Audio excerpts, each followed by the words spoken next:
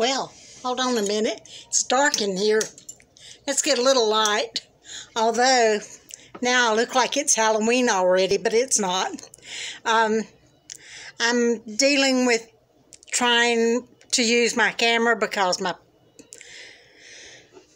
camera on my computer is not working, so I'm using my telephone to do this. And I just don't like it, but it's what I've got for right now, and we'll just have to go with it. But hello everybody, how are you? I'm happy to be here in spite of the mess. Got a few things to talk to you about this week. Number one is Wanda's quilt, the Harry Potter quilt. I will show a picture of the layout that I've picked out, and I sent her a picture of that and told her if she didn't want it as big as I had made it, it's 4x4 square, that she could take off 4 of them and have a 3x4, which would be fine. Just let me know which one she wants me to leave off. It's I've still got 4 squares that I could put on there and have a 4x5, but I took these off because I wasn't thinking she wanted such a big one for her classroom. So I've got 4 squares left, and if she takes off the 4, I will have 8 squares, and if I just add 1 more, that would be a nice size pattern, a nice size baby quilt. So we'll see. Anyway, haven't heard back from her yet, but she's a teacher. She's super busy with planning the lessons and trying to do them by Zoom, and you know, all that. They're having a tough time. The other thing that I've been working on this week, one of the other things I've been working on this week, is I decided to do a quilt along with Robin, and it's fun so far. It's what she's done, what she's doing, and what we're doing if we quilt along with her. It's just a disappearing 9-patch, and the way she's doing it is with 4 squares and putting them together to make a wall hanging or a tabletop or whatever. I think I'm going to put mine together a little bigger and make a table runner, because I've not made any I've just made 1 table runner. And so that, I'm thinking that's what I'm going to do. I've got enough to make that plus a nice size quilt for, say, a young boy. It's in autumn colors, and so anyway, well, it's actually a little more colorful than your typical autumn colors, because I did throw in some reds and blues in it, along with the browns and the oranges and that sort of thing. But I like the color combinations I came up with. Now I'll see if I like it when I've cut it out and put it together. Anyway, so I've got the three squares all sewn together for the blocks, and now all I've got to do is sew those together to make the 9-patch.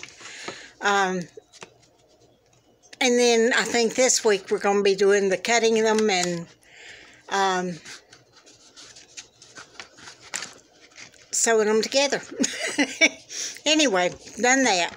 A while back I showed you a jungle quilt that I was making, and I was thinking that it was going to go to Garrick, but I made the large jungle animals about this big on my embroidery machine, and I'm placing them on the quilt, and it's a jungle pattern background. So I'm placing those on the quilt, and now I'm starting to stitch them down using invisible thread. I've got 3 of the animals stitch down on the quilt. And I've got, I think it's 5 more to go. I think it may be 4. I can't remember. Anyway, so there's that. And last, but certainly not least, my niece works at Brenner Children's Hospital. She's a nurse who is in the unit with kids with sickle cell anemia. I think she works with other kids too, but her specialty is sickle cell. So, she has asked that the kids in the hospital, because most of their immune systems are pretty compromised because of the types of diseases or conditions that they have to wear a mask about all the time while they're in the hospital and out of the hospital. But they're running out of handmade masks. So she sent out a blanket request. If anybody can make some masks, send it to the people on her Facebook. So I said, yeah, I'll make some.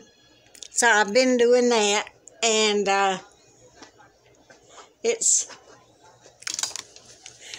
is what I've got so far. I've only got 5 of them, but oopsie, somebody's going to have a Hufflepuff mask, and somebody's going to have a little jungle animal print mask, and airplanes and helicopters, and a very hungry caterpillar, and a Ravenclaw mask, because the kids are, all ages. So I figured there would be some in the 7, 8, 9-year-old range who might want a Harry Potter one. So that's what I've been working on yesterday and today. I got them all cut out yesterday, and then today I stitched those 5 together. Oh, and the ties on it are shoelaces. So if you get a 45-inch shoelace, and in my case I got the 54 because I didn't see any 45, but you cut it in thirds. Usually you get shoelaces in a 2-pack.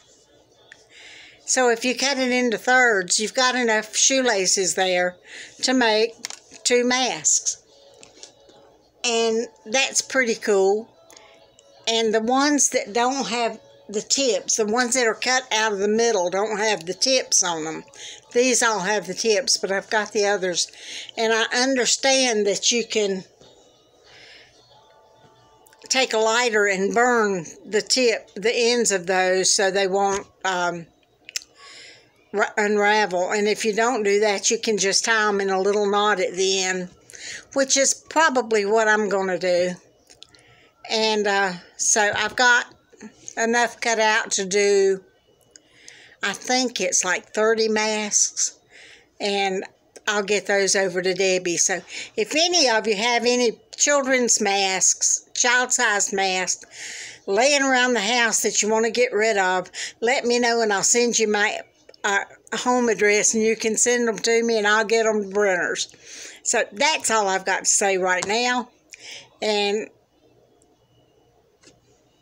Miss Jennifer, it looks like you're just doing very well after the surgery, and that makes me happy, and I hope that continues, and that we get to see you up and around a whole lot quicker than you think you're going to be. Anyhow, so, the last thing I'm going to talk about is Friday is my birthday. Can you believe this old lady is going to be 70 years old Friday? That is a milestone in my family especially. My mother died at the age of 55, And my dad was about 60, it was either 64 or 65 when he died. So 70 for me is a real accomplishment. And I hope that my goal is to live long enough to see all of this. My goals are always weird. When I was going through cancer, I said my goal was to be able to watch all of the Harry Potter movies. And I did. I got to that goal.